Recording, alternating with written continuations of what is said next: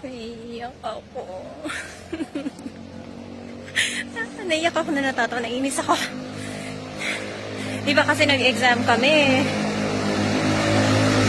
Hindi na ako abot sa work. Late na ako.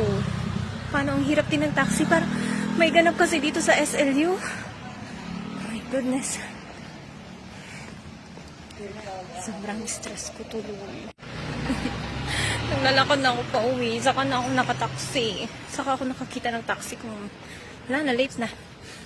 May kaltas na yun. Nakakasad pero ganun talaga. Bali, maingat ako sa attendance ko sa work.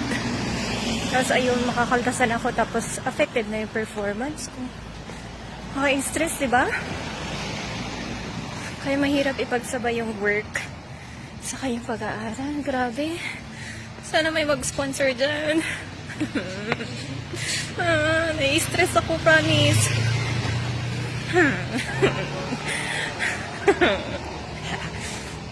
Bala na.